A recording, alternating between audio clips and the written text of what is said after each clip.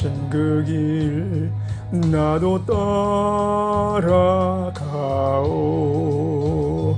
모든 물과 피를 흘리신 그 길을 나도 가오. 험한 산도 나는 괜찮소. 바다 끝이라도 나는 괜찮소. 죽어가는 저들을 위해 나를 버리길 바라오. 아버지 나를 보내주오. 나는 달려가겠소. 목숨도 아끼지 않겠소. 나를 보내주오. 주님이 홀로 가신 그 길 나도 따라가오. 모든 물과 피를 흘리신 그 길을 나도 가오. 험한 산도 나는 괜찮소. 바다 끝이라도 나는 괜찮소. 죽어가는 저들을 위해 나를 버리길 바라오. 세상이 너를 미워해도 나는 사랑하겠소. 세상을 구원할 십자가 나도 따라가오. 주님이 홀로 가신 그 길 나도 따라가오. 모든 물과 피를 흘리신 그 길을 나도 가오. 험한 산도 나는 괜찮소. 바다 끝이라도 나는 괜찮소. 죽어가는 저들을 위해 나를 버리길 바라오. 생명을 버리면서까지 나를 사랑한 당신,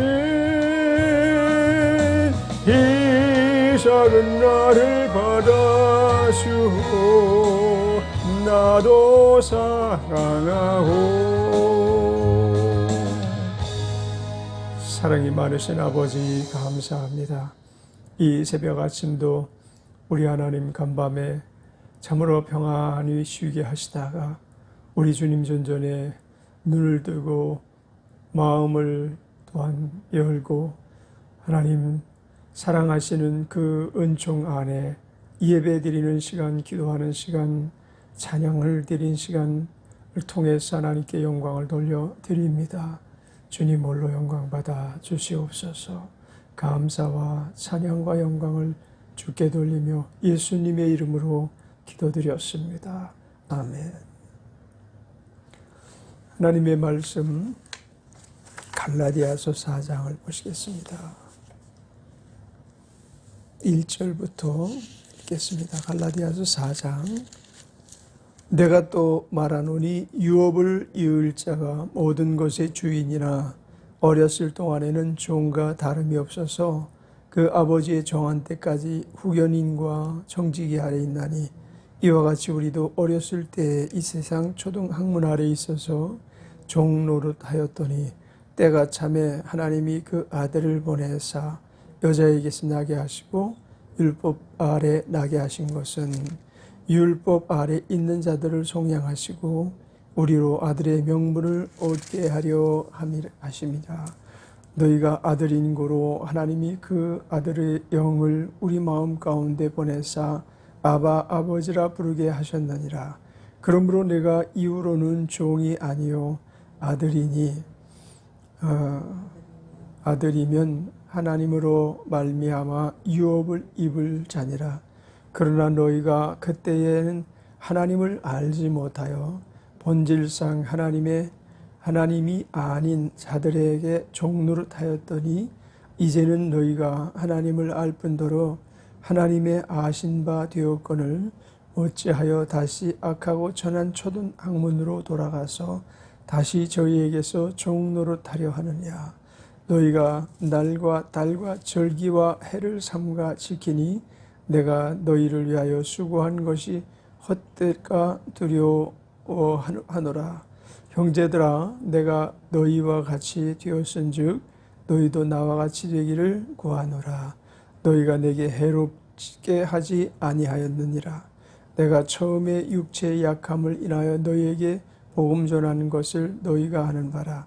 너희를 시험하는 것이 내 육체에 있으되 이것을 너희가 없인 여기지도 아니하며 버리지도 아니하고 오직 나를 하나님의 천사와 같이 또는 그리스도 예수와 같이 영접하였도다.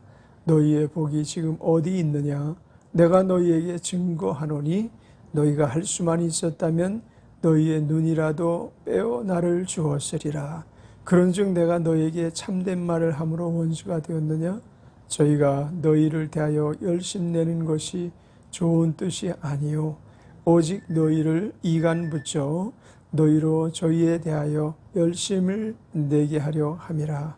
좋은 일에 대하여 열심으로 사모함을 받음은 내가 너희를 대하였을 때뿐 아니라 언제든지 좋으니라.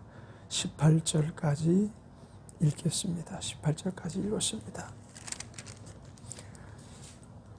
율법에 관하여는 이제 계속해서 갈라디아서 3장에서부터 너희가 율법을 택하여 살겠느냐, 믿음을 택하여 살겠느냐 라는 그 논제를 가지고 율법과 약속의 차이, 율법과 믿음의 차이, 그리고 율법의 목적이 어디에 있는가라는 것을 통해서 결론을 좀 내주셨고요. 그래서 이제 오늘 이제 4장에 이르러서는 율법은 하나님 자녀에게 있어서는 초등학문과 같은 것이었다라는 것으로 또한 이제 전개를 하고 계십니다.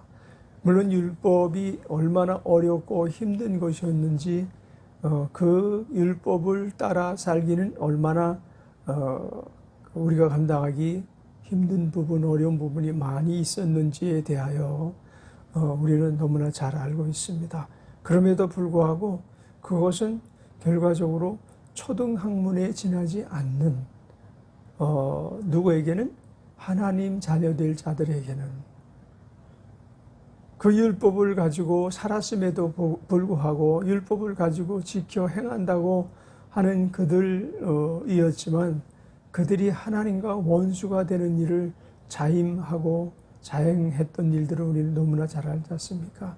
그 아주 유명한 사건이 율법가요 바리새인들이요 대제사장들이 연합하여 예수 그리스도를 십자가에 못 박는데 지로한 자들이 되었고 내주는 자들이 되었기 때문에 그들이 얼마나 율법이라는 것에 대하여 관통하지 못했는가, 이해하지 못했는가, 그것이 어떤 역할을 하는 것인지 알지 못했는가를 우리는 너무나 잘 압니다. 그래서 이제 사도 바울도 하나님 아들, 하나님 자녀된 너희들에게 있어서 율법은 무엇이냐? 그것은 초등학문과 같은 것이었다. 그러니까 율법에서 믿음으로라는 그 노정에서 그 역할이라는 것이 초등학문과 같은 것이었다.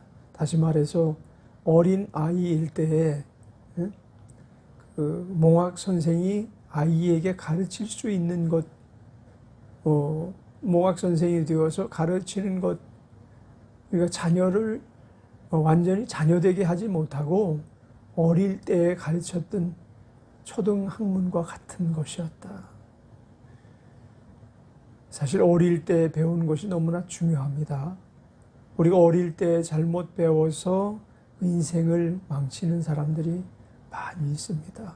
더 발전적이고 더 재능이 있게 자기 역할을 세상에서 두각을 나타내고 아주 힘차게 노를 저어갈 수 있는 삶을 살아갈 수 있는 사람인데도 불구하고 잘못된 것을 배워서 절단이 나는 사람들이 많아요. 나도 어릴 때 잘못된 것을 배운 바 있는 게 있어. 친구한테 배운 건데 그것이 그렇게 내 인생에 있어서 득이 못돼. 그 친구가 우리 옆집에 살던 친구였었는데 그 부모 관계를 모르겠어요. 옆집에서 혼자 살았는지 제 기억이 가물가물해요. 근데 이 친구가 뭐 하는 친구였는가 하면 버스를 타고 다니면서 은단을 팔았던 친구. 그때는 은단 광고를 많이 했죠. 그래서 일회용 은단을 이렇게 나누어 주면서 은단을 팔았던 그런 친구였었어요. 근데 하여튼 뭐 말하는 것이나 행동하는 것이 교묘하게 아주 친하게 하면서 와서 은단도 주고 가고 막 그러는데 그 세상적으로 보면 어둠에 속해 있는 아이다. 이렇게 생각이 들 정도인데 그 또래에서는 굉장히 매력적인 부분을 갖고 있었어요. 그래서 끊지 못하고 교제를 하고 그랬죠. 근데 걔에게서 배운 거는 하나도 자라면서 생각해 보니까 내게 유익되는 것이 거의 없었어요. 근데 참 하나님께서 그런 모습들까지도 관리를 하셨던 것 같아요. 한 7개월 정도 교제를 나눴는데 그때 이제 우리 광나루에 살았었는데 그때 비가 많이 왔죠. 그래서 광나루가 범람을 해가지고 집들이 다 떠내려갔어요. 다 떠내려가고 지붕이 둥실둥실 뜨고 막 그럴 정도로 물이 차가지고 집을 한동안 들어가지 못했어요. 그래서 한동안 들어가지 못했다가 이제 들어가 보니까 뭐 재산, 가재도 모두 싹 날아가고 그래도 뼈대들은 앙상하게 남아 있어서 다시 수리를 하고 거기 살게 됐는데 그 친구는 그때 사라졌어요. 없어졌어요. 그거 보면 거기 그냥 빈집에 들어와서 생활을 하는 애가 아니었었던가 지금 그 기억이 되는데 그 친구가 교제가 오래되었다면 나는 이상한 것들만 많이 배우고 그 아이를 따라서 그 세상의 정상적인 교육 과정을 받기 힘든 이제 그런 상태로 바뀌어지지 않았을까. 왜냐하면 나는 누구에게 유혹을 잘 받았기 때문에 유혹하는 거에 대해서 어릴 때 이렇게 거절하거나 그러질 못했어요. 그런데 그 이후로 이제 그 동네 좋은 친구들을 셋을 만났죠. 아주 건장하고 내 또래인데 나보다 키도 한 10cm 이상은 크고 또 아주 자전거를 타도 짐차를 탈 정도로 아주 많이 성숙한 아이들을 만났어요. 근데 이 아이들은 굉장히 건전한 쪽에 속해 있어요. 그래서 이제 건전한 것이 나에게 그 도전이 됐죠. 걔들 때문에 내가 수영도 가서 혼자 가서 배우고 밤에 광나루 강에 가가지고 혼자 수영도 4일인가 나가서 배워서 수영도 할 수 있게 됐고 운동신경들이 애들이 좋아가지고 나는 도무지 따라갈 수가 없어요. 그 자전거를 타고 가도 나는 그냥 신사용 중형 자전거를 타고 가도 걔네들은 못 따라가요. 근데 그래도 애들이 워낙 그냥 결기가 있고 그러다 보니까 같이 셋이서 자전거 타고 다니고 그러면서 이제 서로 좋은 시간을 많이 보냈던 기억이 납니다. 어쨌든 그런 사사로운 인간 교육들이 그 아이의 장래를 망치기도 하고 또 건전한 상태로 돌이켜지기도 하고 그래요. 어릴 때 만난 친구들이 참 중요할 뿐만 아니라 어릴 때 만난 그 형제 자매들의 역할도 커요. 형제 자매들이 서로 이끌어주고 당겨주고 그런 것도 크고요. 학문 아닌 것 가지고도 인간이 그 인성을 이렇게 기르는 그런 일들을 많은 스승들이 붙어서 이제 그 중에 이제 가장 중요한 역할을 하는 것이 부모죠. 부모를 근데 일찍 여인 사람들은 그 주변 사람들이 이제 어떤 역할을 하는가를 보면서 자라게 되죠. 그래서 우리가 이 어릴 때는 건전한 삶을 살아야 되는데 힘차게 하여튼 자기를 개발할 수 있는 역할을 교육을 통해서도 받아야 되고, 그리고 그 사생활을 통해서도 영향을 해야 돼요. 그런데 이제 이스라엘 사람들에게 있어서 바울 사도가 볼 때 초등학문에서 계속 머물러 있는 거예요. 이것은 초등학문이다. 그리스도 예수를 알고 보니 이것은 하나님께서 우리에게 먼저 보내주신 학문이긴 하지만 그것으로서 마귀의 종로로 타는 데 있어서 힘차게 벗어나지를 못한다는 거죠.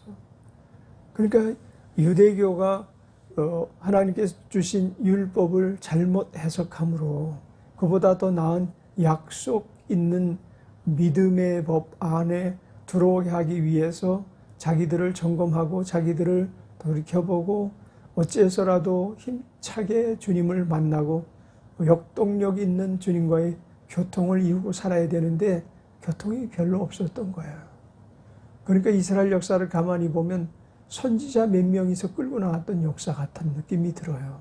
이스라엘 백성은 금방 하나님을 떠나고요, 하나님을 버리고요, 하나님을 찾기도 했지만 금방 하나님 떠나서 이스라엘 선지자들이 와서 책망을 하고 너희가 도대체 왜 이방신을 섬기느냐.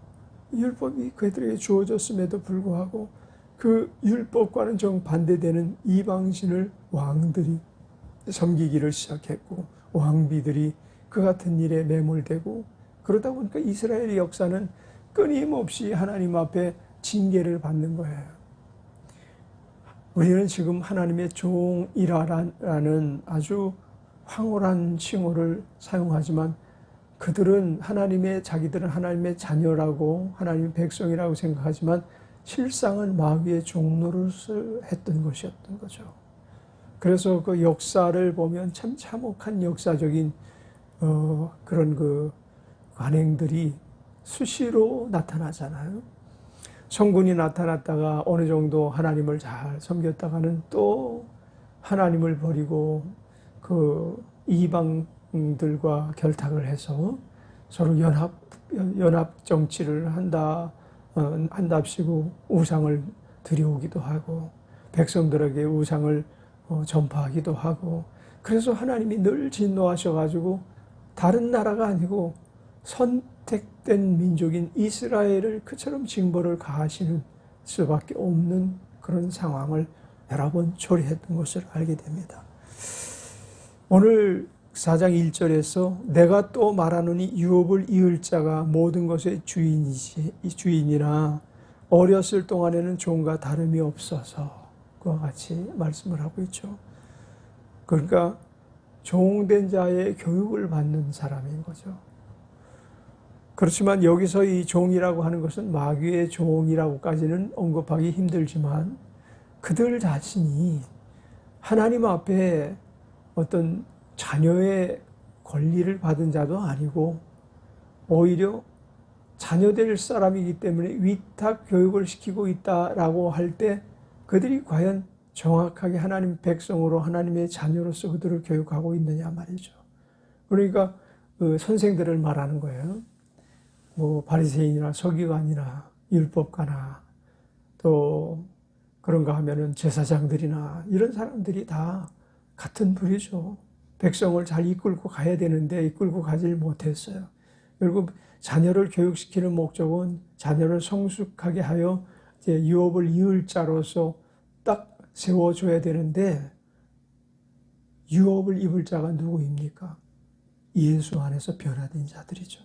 그들은 그와 같은 약속의 복음을 전하지 못하고 장차 오실 예수 그리스도에 대해서 교육을 시키지 못하고 계속해서 율법 안에 그들을 가둬두는 역할만 했던 거죠. 그래서 우리가 지금 예수님 다시 올 것을 고대하는 것만큼이라도 그들이 오실 예수에 대해서 정확하게 이해하게 만들어야 되는데 오직 이스라엘의 왕, 다시 오실 예수 그리스도를 다시 오실 다윗으로 여기면서 말이죠. 나라를 하나님의 통치 안에서 다스릴 성군 정도 되는 사람이 되는 분이 다시 오실 분이다 생각을 했던 거죠. 이사야 선지자의 이사야 선지자 53장에서 기록하고 있는 예수 그리스도 복음을 그들이 예수 그리스도의 복음으로 받아들이질 않고 다윗으로 받아들였어요. 이스라엘을 세계 만방을 다스릴 수 있는 강국으로 만들어줄 다윗 임금을 정도로만 생각을 했던 거죠.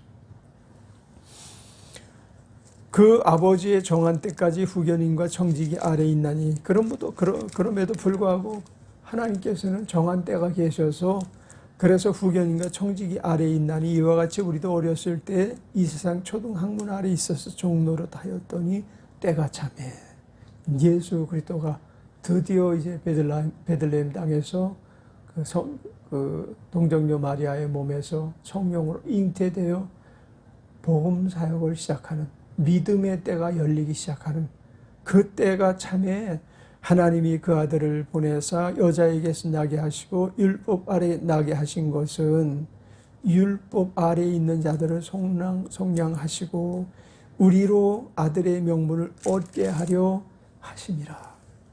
그럼에도 불구하고 율법 아래 있었던 그들도 속량을 받고 이방인들도 속량을 받게 하시는 하나님의 전 세계적인 믿음의 복음 사역이 이제 시작되는 것이죠.